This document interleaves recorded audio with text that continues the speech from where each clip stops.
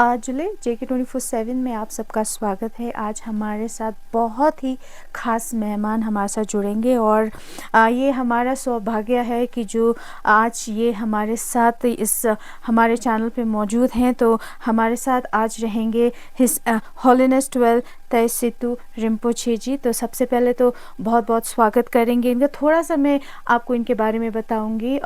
लद्दाख में लगभग 50 साल बाद जो है यहाँ पधारे हैं। आज लद्दाख के लोगों के खुशी का ठिकाना नहीं है। आज वो बहुत ही खुश नसीब अपने आप को समझ रहे हैं, क्योंकि जिस तरह से हिज होलिनेस हर जगह पे विज़िट कर रहे हैं, वो टीचिंग्स दे रहे हैं, ब्लेसिंग्स दे रहे हैं, तो लोगों में काफ़ी और हर जगह जाके बहुत खुशी का एक माहौल इस टाइम लद्दाख में देखा जा रहा है।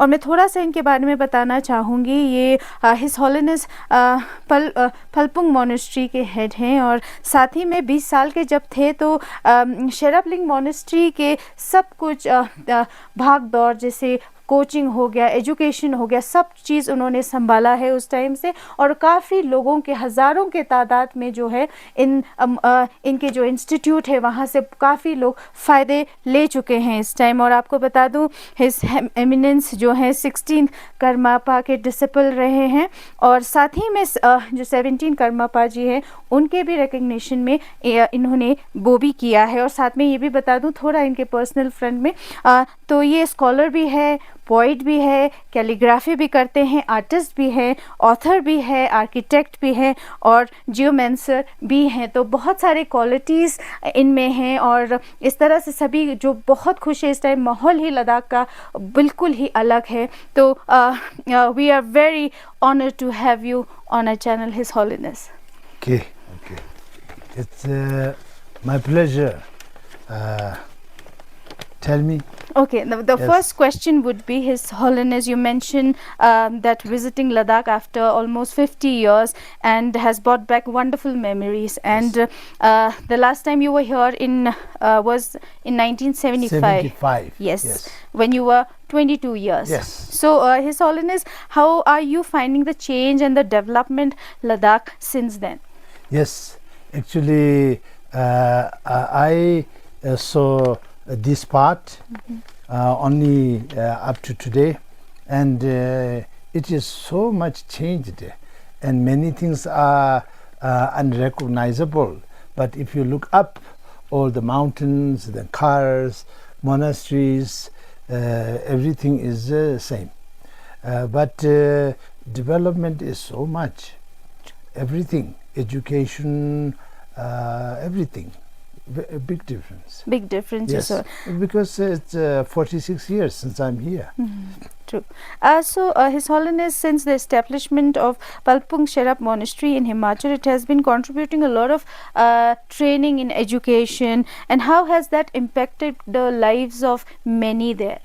Okay, actually, Palpung Sherabling Monastic Seat is first founded or started 1976 when I was 23 years old. And I started the Palpung Sherabling Monastic Seat because my predecessors for past 1,000 years from the time of great master Marpalotsawa, etc., then it is my duty to uphold and cherish the sacred teachings and lineage. And then past 300 years, it Tai Situpa established Palpung Tupten Chokorling in East Tibet. And that was found because he wished to preserve and also revive all the arts, Soarikpa, and Sanskrit, learning of Sanskrit language, Tibetan grammars, and then of course the sacred teachings of Lord Buddha from Theravada to Mahayana to Vajrayana. In fact, we can say 9 yanas.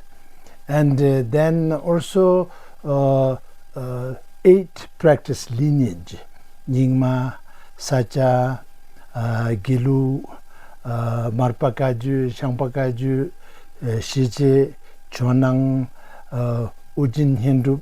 So this practice lineage, and 10 academic lineage, such as lineage of Tumisambota, lineage of Lojin Rinchen Zangpo, lineage of all the great masters, so that are academic.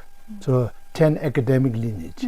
So he established this seat, which is called Palpung, means Mount of Excellence.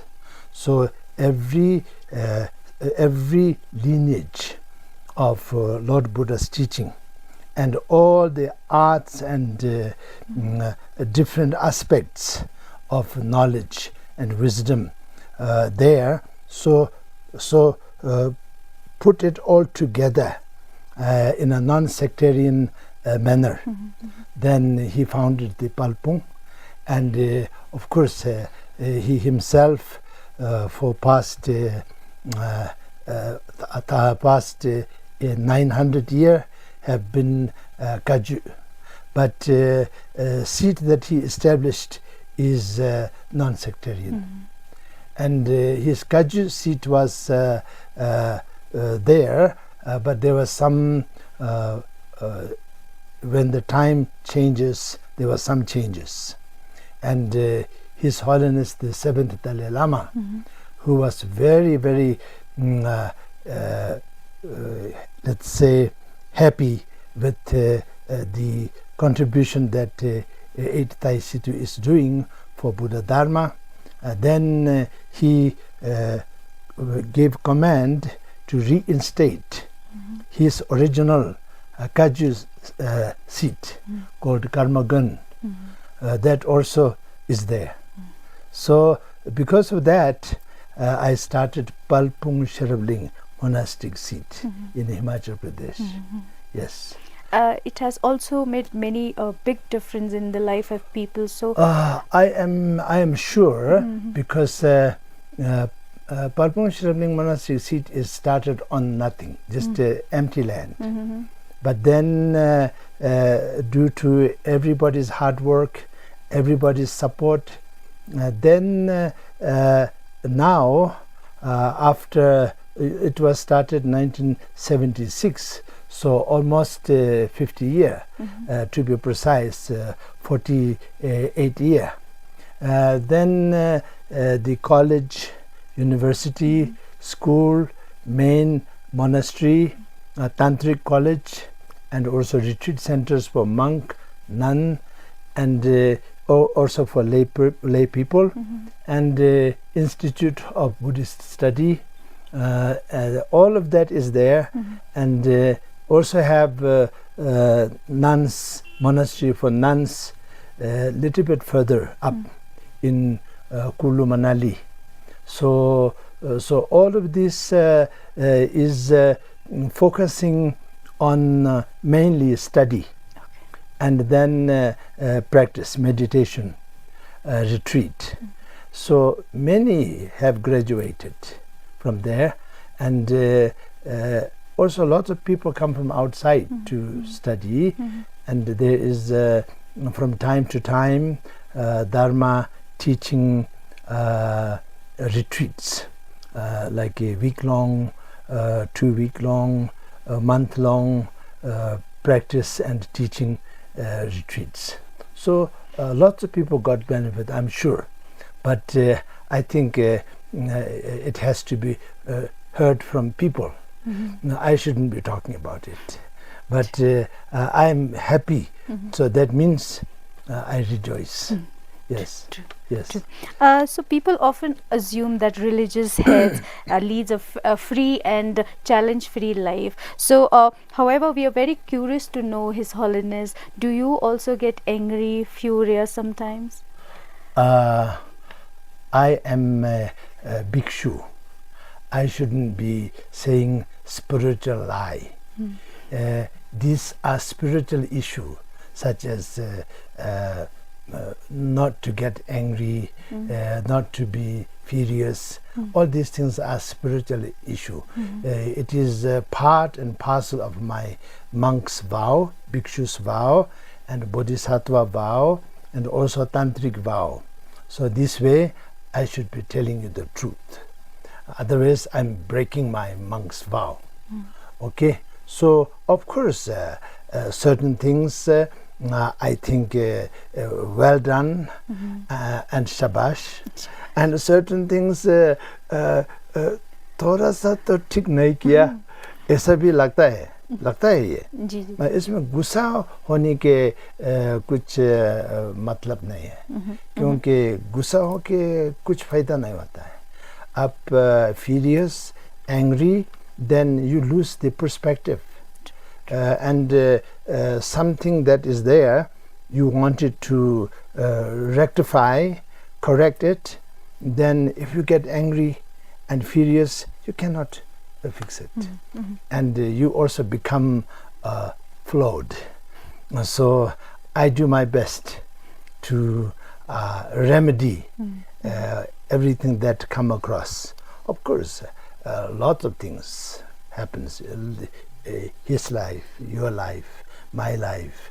I think everybody's life is same, but we have to approach it in our own way.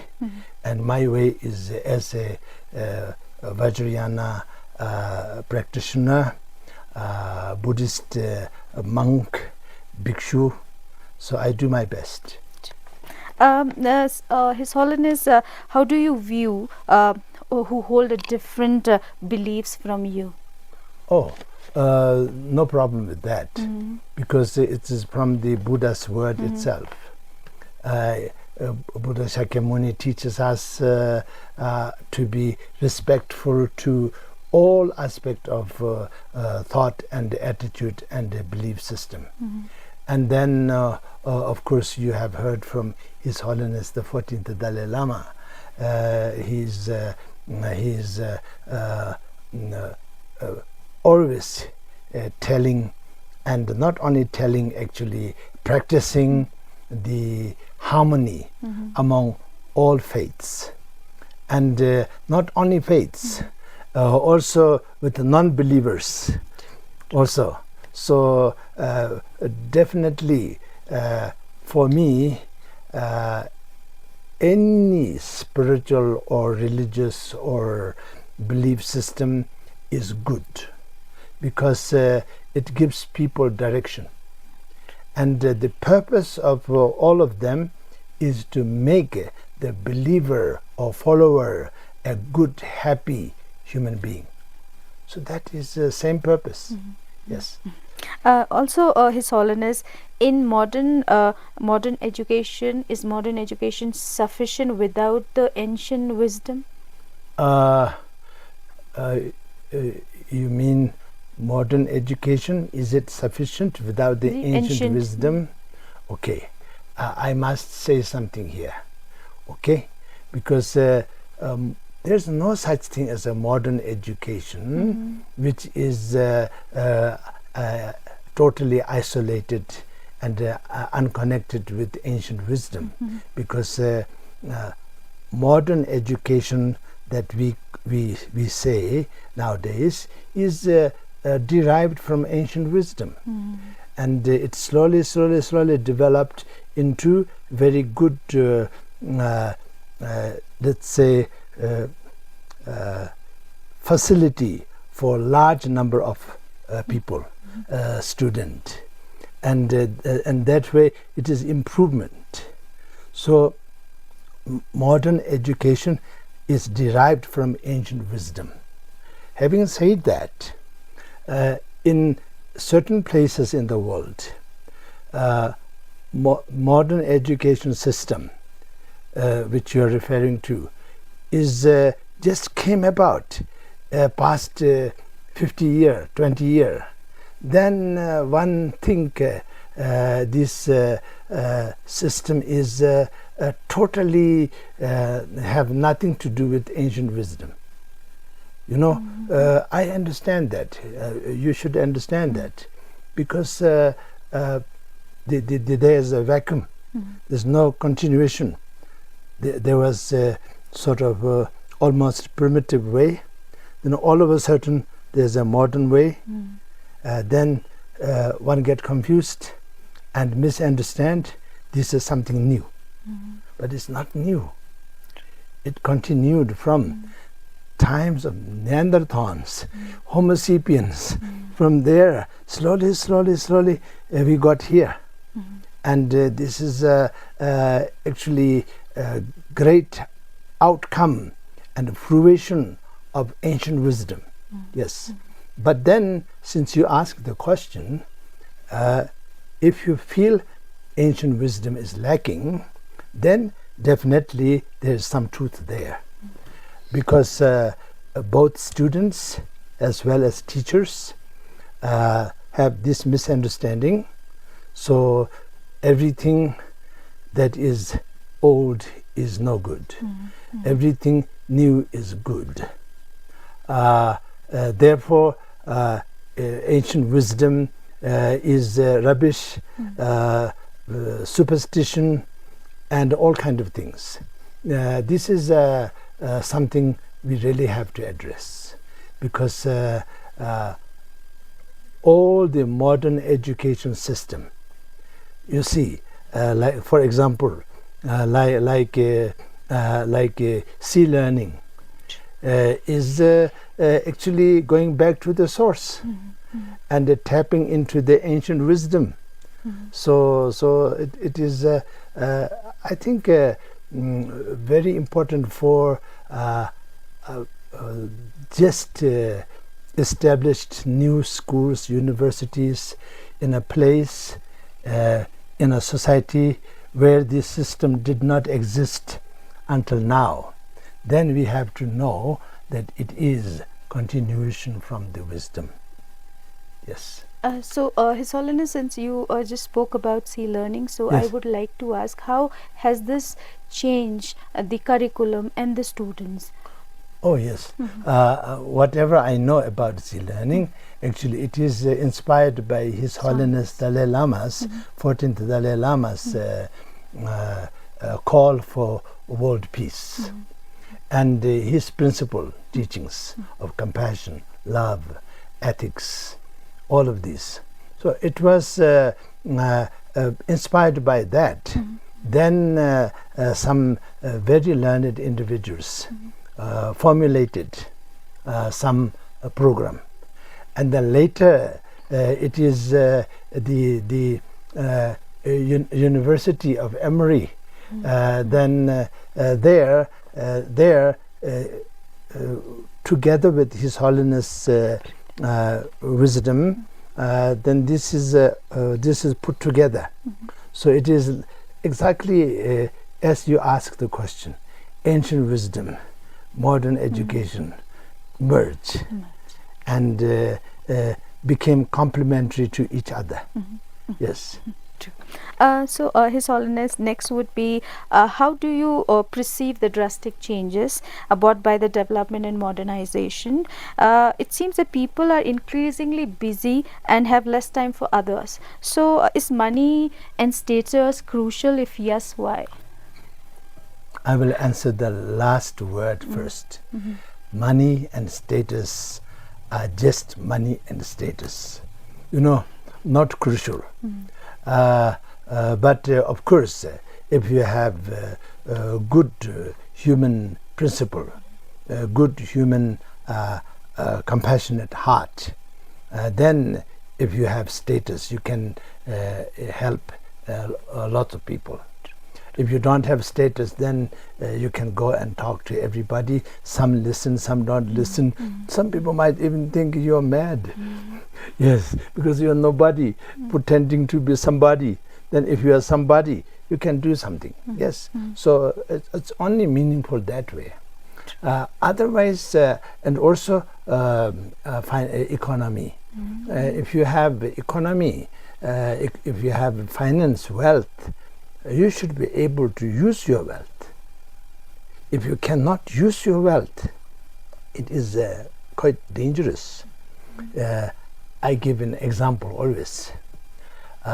I'm against using animals like lions and tigers and elephants for circus, you know. But I use this example. If you don't have a circus, to have 100 lion is very big problem. Yes. So if you have a wealth and power, you must have some use for that wealth and power. Otherwise, it will be a source of your stress. Yes. But I don't mean by any mean everybody should be poor. I don't mean that. But nobody is really poor. Everybody have such a precious thing, potential of wisdom inside them, which is more than all monies on earth. Yes. Now, with the increase of issue of youth using drugs and rising suicide cases, so do you think these problems might be linked to gaps in the education system and religious practices? Could be, but I can't say for sure, because religious people also do things like that. So that way I can't say for sure. But not all religious people, not all non-religious people, but definitely there is a problem of drugs. Not only drugs, also other legal things like alcohol. There's lots of problems like smoking, tobacco, cigar, and then of course there's a drug. You know, so these things are mind altering, and also making you dependent. You become dependent to something outside of you, so that you have to have those things to make you feel okay, make you function, which is obviously not right. And at the same time, the drugs, you know, that kind of substance, only the doctors, if they find it meaningful, honestly, genuinely, to treat some patients, then even during the time of Lord Buddha, he described like a certain thing, certain substance, like alcohol, if doctors prescribe to the patient, then patient can use it as a medicine. I don't know whether it is alcohol or wine, I don't know, you know, the 2,600 years ago, what is there? But otherwise, it is really no-go zone. Nobody should go into that direction, because once you are in there, it seems to me that they get dependent. And once they get dependent, then they lose their own ability to thrive. And then suicide. This is very sad, because I personally can't understand. But that is my problem. If I don't understand, that's my problem. I have to learn to understand why people think they should end their life to solve some problem. There's some big gap, misunderstanding. I don't know whether it is spiritual or whatever. I don't know. But there's some really big issue there. This life is so precious, and you can do so many things. You can change your lifestyle, you can change your career, you can just take a break and sit back and think and look through so many things. If you kill yourself, then you know, you just ruined, destroyed your precious human life. Then your parents, your friends, your loved ones, your society, everybody is devastated. So that is not right. And now I will answer some of your questions. If you have other questions, I want to go back on this, perhaps at the end. Okay. Yes. So, Your Holiness, how has this change affected the youth, particularly in Ladakh, where it is said that youth are directionless? And what do you believe constitute proper guidance for them, or how can they be effectively managed? Okay. Mhm. So now Mhm. you Yes. exactly ask the question Mhm. which will bring the answer, Mhm. which I previously thought I will tell you. Okay. So this is only my belief, my thinking, my experience.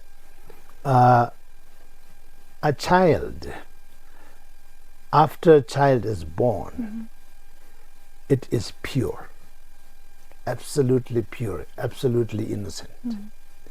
And the child, when it was born, so pure, so innocent, and during that time, it is the duty of the father and the mother, or all the community in the family, to nurture that child, and up to age 8, because when child reach 8, then it's the frame, inside frame, skeleton, structure, neurological system, everything, all the inside organs, everything is reaching one stage. The sign of that is changing the truth. That is the bone, you know. So only one bone in our body changes. So that is the truth.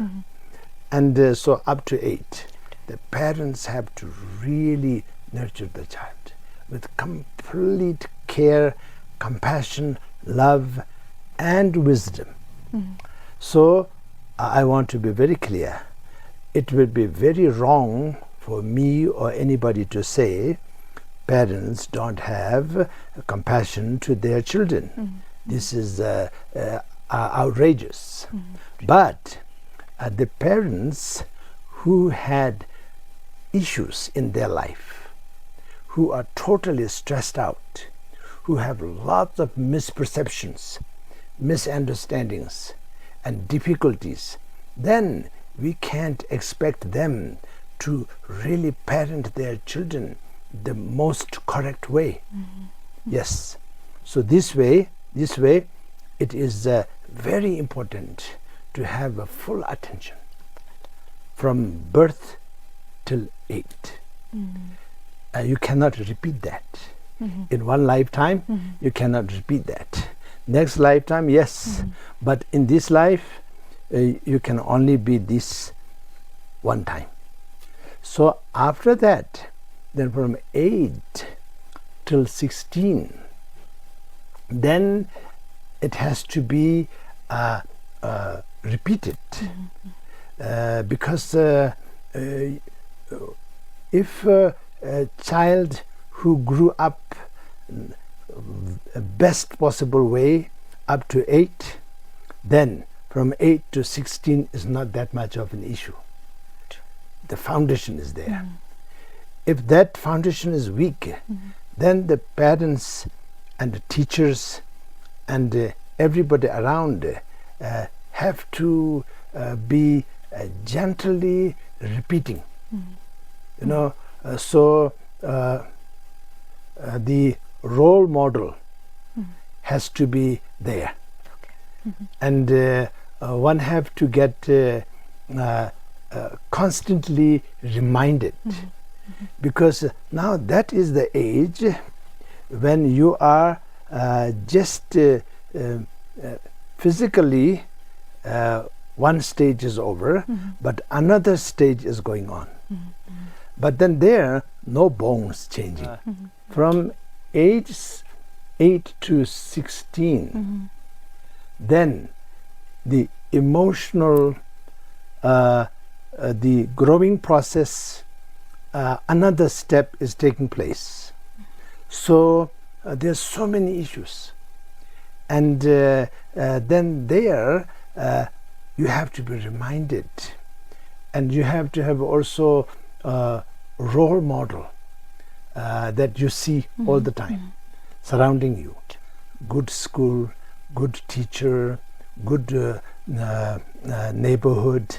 Everything is very important. Even due to circumstances, you have you are in difficult neighborhood, but still you have to have a good family, so that when you are in your home, then everybody is a role model for you. So this is a very important period. But from 16 to another 8 more years, then that is a little bit difficult. If first 2 stages are very nicely matured, then this stage will be not much of an issue. But if first 2 are not really well established, this stage can be an issue. And there you have your ego, you have your physical ability, and you can do lots of things. You are independent, and the most important thing is you have to be guided in a most pure and natural way, a healthy, organic way, so that you will have no interest in things that are no good for you, like drugs, for example, or the thought of suicide. These things, shouldn't be around you, and so you cannot isolate the person, but your maturity should be such way that you will not have interest in those things. So that way, then 3 times of 8, then human being is set. And after that, of course, anybody can change. Nothing is permanent, but very difficult to go in the wrong way. Yes. And then if somebody went in the wrong way, very difficult to go in the right way also. Yes. So religion, your question, religion, of course, spirituality, religion, the pure, genuine one, definitely will help, of course. But I don't think just by pushing religion into the child's life will make child good. I don't think so. They have to learn to appreciate it by themselves, Yes. Also, His Holiness, in the past, things were simpler and the older generation had unwavering beliefs. Today, with the increase of education and global awareness, beliefs and rituals seems more complex. For instance, many people struggle with the costing associated with religious rituals. How can religious practice becomes so commercialized, and how can faith be tied to such wholesale actions? I heard what common people can't afford, the religious rituals. So what come to my mind is this. Perhaps for example, at Palpung Sherabling Monastic Seat, we have lots of rituals. Every month we have rituals, but it's all provided by the monastic administration. So people don't have to bring dry fruits or anything like that. If they want, they can, but it is not how do you say, mandatory or compulsory. It is not an issue. So we have sang, we have sur, we have jinsek, we have tsok. But the entire thing is organized by the Palpung Sherabling Monastic Seat administration. So if 1,000 people come to participate for a tsok, then each one of them will go home with a bag of tsok. They don't have to bring bag of something, in order to get that. But if they wanted to make offerings, donations like that, that is of course that is a different but it's not required. And but then maybe other monasteries have some difficulties possible. But when you're asking this question, something came to my mind. Palpung Monastic seat in East Tibet. Okay, it is. It doesn't have to do any of this. It doesn't have to commercialize anything. It is the monastery which have of over 400 branch monasteries, and then the entire monastic administration, all the spiritual practices. I shouldn't say free. It sounds very cheap and desperate, but poor, rich, penniless, millionaires, all can participate. And we have a saying: if you wish to, you can offer elephant, you can offer a horse. If you don't have, you can offer a thread, you can offer a needle. You know, just to make connection. It shouldn't be connected to that. And we are follower of Milarepa. And Milarepa is one of many great masters, but one of the example. And he lived in the caves, and he did all the rituals, all the practices. But where did he bring all these ritual things? You know, cave in the middle of nowhere, high up in the mountain. So he did ritual everything, but in a very with just a symbolic thing, not with the 20 kilos of dry apricot, 20 kilos of how do you say masala, you know, expensive ones, 20 kilos of saffron, not like that. So that is we are following that. But like Palpung Monastic seat, before the political problem and Chinese occupation and all of that happened, it have so many estates offered by kings and nobles and so many. So don't have to raise money for anything. You know, everything is free. So I'm using this word free. So maybe now similar institution, when it doesn't have all of that, then it have to maintain the entire thing. Then maybe there's some kind of fundraising thing goes on, and maybe some people misunderstand that fundraising thing is cost for the ritual, maybe. But I'm talking out of ignorance, because I really don't know, you know, how does it work. So this way, and it shouldn't be an issue. And anybody who like to support, like to accumulate merit, they can build a Buddha out of solid gold, 100 feet tall. Yes, because many great patrons have done that. I have seen some in Thailand like that.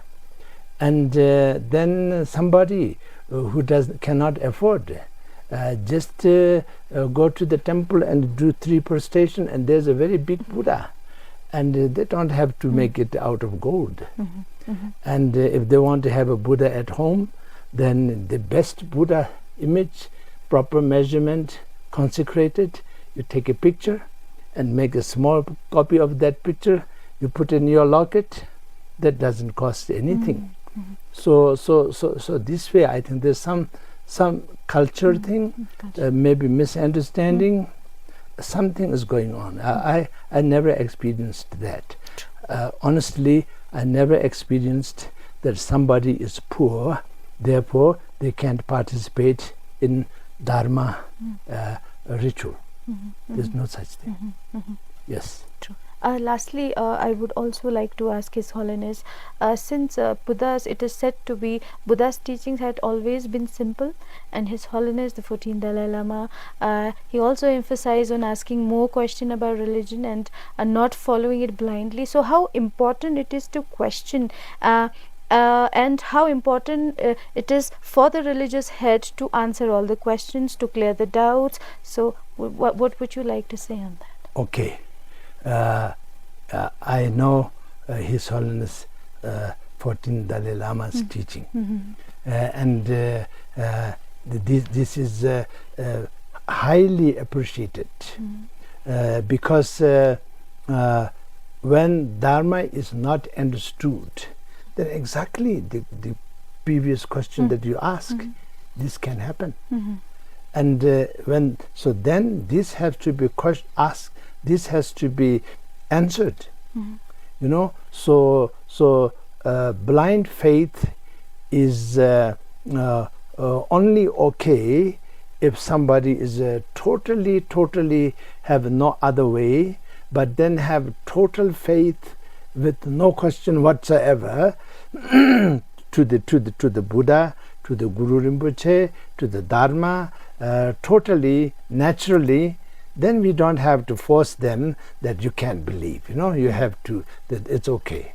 But as His Holiness mentioned to people and also to me during the teachings, it is the word of Buddha Shakyamuni. He say, "You examine my teaching just like way you will examine a gold. Cut it, rub it, burn it. So when it is really genuine and pure, and you understand, then you practice it." So this is following that teaching. His Holiness is mentioning that word is referring to that teaching of Buddha many times. I heard myself, I received it myself. So like this. But then you should not misunderstand that even you have faith, you have to ask a question. Not like that. You know, the question is for the answer. If you don't understand something, if something is not clear, you have to ask. You are asking me, and it's my duty to answer. Yeah, and whatever you have as a question, you ask. You ask. You are here for this session, but you ask all the gurus, all the masters. You ask, because there's no such thing that in the Buddha's teaching. I'm talking about Lord Buddha's teaching. So in the Lord Buddha's teaching, that doesn't have an answer. Yes. Thank you so much, His Holiness, for answering all the questions and joining us on our channel. Okay. We truly appreciate, and we're so thankful. और उसी के साथ तंजिन दोरजे और रिक्जिन वैंगमो JK 24/7 के लिए लेह लद्दाख से